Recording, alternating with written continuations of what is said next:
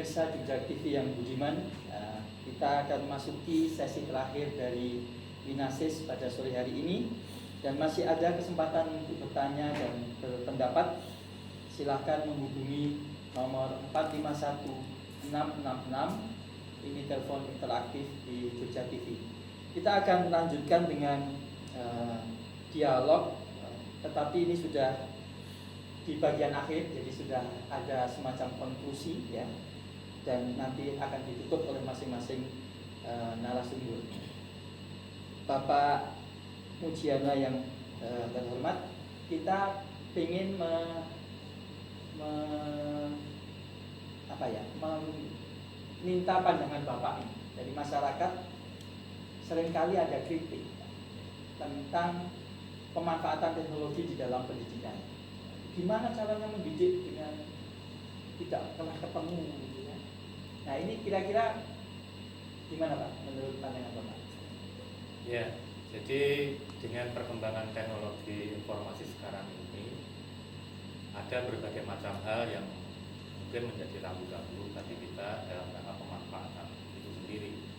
Nah, kami di Balai Dekom senantiasa mengedukasi kawan-kawan guru bagaimana teman-teman guru itu juga bisa secara bijak mengajak siswa menggunakan perangkat teknologi beserta dengan kontennya itu secara benar, secara baik. Karena di tangan guru lah bahwa pembelajaran yang menggunakan teknologi itu bisa berjalan dengan baik. Jadi selalu kami titipkan kepada teman-teman guru melalui kegiatan-kegiatan kami, baik kegiatan-kegiatan di sekolah maupun kegiatan di kantor kami. Lalu kami sampaikan bahwa teknologi informasi itu tidak bisa kita hindari, harus kita hadapi. Nah, agar itu bisa termanfaatkan dengan baik, maka kawan-kawan guru harus mempersiapkan konten-konten pembelajaran yang baik juga. Sekarang ini itu kan kita tuh berkejar-kejaran dengan konten-konten negatif. Perkembangan konten-konten negatif kan juga masif. Nah, oleh karena itu kami juga mengajak kawan-kawan guru, ayo kita juga membuat konten-konten yang positif, yang banyak juga, sehingga kalau kita punya banyak konten-konten positif, maka konten-konten negatif ini bisa lambat-lambat akan berkurang. Nah, itu salah satunya, sehingga pemanfaatan teknologi itu bisa termanfaatkan dengan baik, termasuk bagaimana mengedukasi para siswa agar perangkat teknologi yang ada di tangannya itu juga termanfaatkan dengan baik untuk kegiatan pembelajaran. Seperti itu. Harapan Pak, harapan untuk ini terakhir sekali yang closing, harapan untuk pengembangan pemanfaatan teknologi di dalam pendidikan apa? Harapan saya, harapan kami, kita tidak istilahnya, kita tidak alergi dengan perkembangan teknologi. Yang pertama. Kemudian yang kedua, ayo kita harus selalu belajar. Teknologi informasi selalu berkembang, maka kita sebagai pendidik, sebagai guru juga harus selalu berkembang. Caranya bagaimana? Dengan mempelajari teknologi informasi itu secara baik juga. Nah sekarang pertanyaan yang sama tadi kaitannya dengan gimana sih kiatnya ya supaya pembelajaran itu tetap produktif dengan pemanfaatan teknologi ini. Ini kan seperti pisau sebenarnya ya. Jadi dimanfaatkan secara baik ya bagus, ya produktif. Tapi kalau jelek ya bisa merugikan. Nah, kira-kira bagaimana itu Mbak? Kalau buat saya sih pertama, seperti tadi Bapak bilang konten yang baik juga diperbanyak. Mungkin juga lebih diatur juga, misalnya orang tua juga mengetahui gimana sih cara ngatur anaknya, atau mungkin sudah ada kok sebenarnya tools-tools untuk mengatur. Kadang-kadang orang tuanya terlalu alergi, wah kalau yang ini nggak boleh sama sekali. Padahal sebenarnya di situ sudah ada tools untuk mengaturnya. Mungkin itu juga selain menambah konten yang baik tentu saja, juga konten yang dianggap buruk ini juga mungkin lebih digali lagi lah. Jangan-jangan sebenarnya nggak buruk juga, cuma nggak tahu aja caranya seperti apa. Mungkin harus. Kalau lihat dari sisi usia sebenarnya ini tadi pandangan merepresentasi generasi baru Pak, generasi milenial. Pasca milenial ya. Jadi ini orang tua memang mau tidak mau harus belajar ya.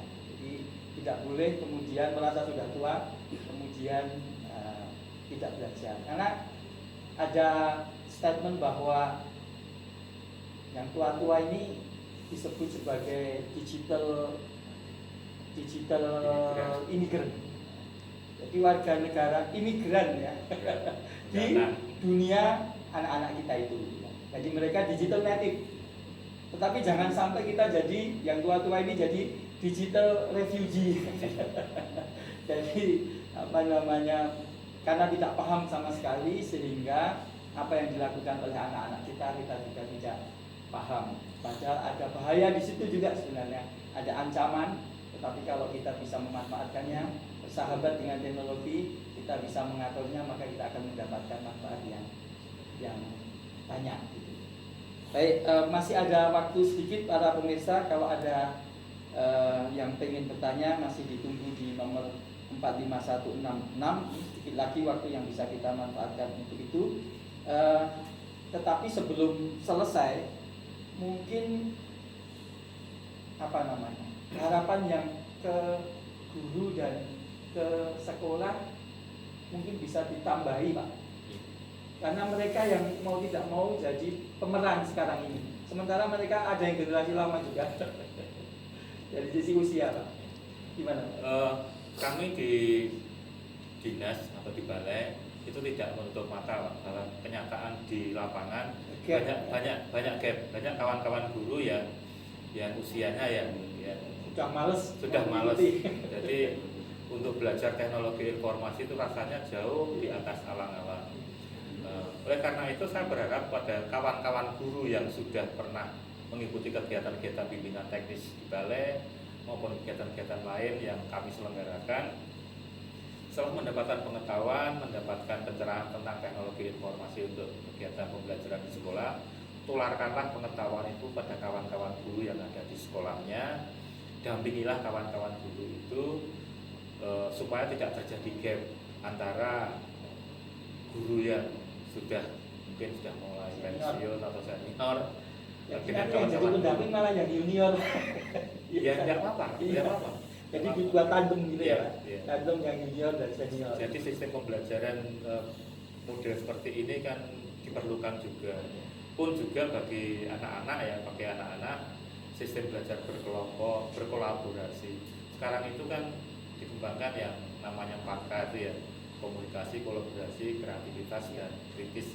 Itu kan kita kembangkan dan itu kan harusnya terjadi juga di interaksi antara guru bersama dengan siswa bersama dengan kawan-kawannya, dan guru dengan kawan-kawan guru. Anak-anak itu sudah loh, Pak.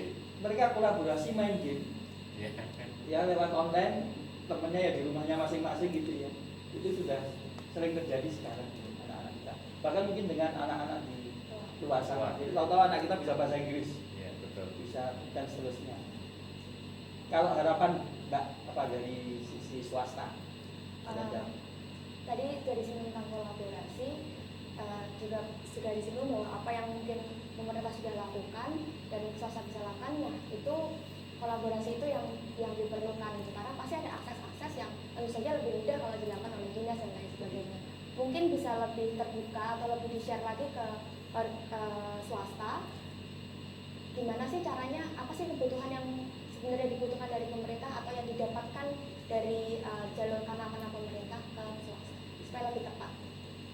Jadi pemanfaatan teknologi itu tidak lagi bisa ditolak sekarang. Kita tidak bisa denial, tidak bisa wah itu banyak jeleknya, tidak, karena memang di situ juga banyak baiknya. Nah, oleh karenanya mungkin kita semua pemirsa yang peduli terhadap pendidikan, kita perlu bersama-sama ya, bekerja sama untuk membangun awareness ya, kepedulian kita terhadap perubahan yang sedemikian cepat di dalam kita berkehidupan ya. Mau makan tinggal GoFood, mau tinggal seperti itu, sesuatu yang dulu tidak pernah terbayangkan.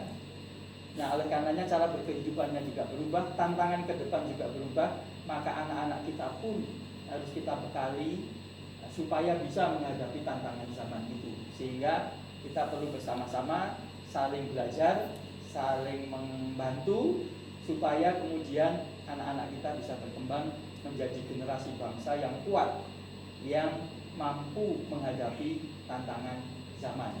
Saya kira itu para pemirsa yang budiman, kita akan bertemu kembali di dalam program Winasis di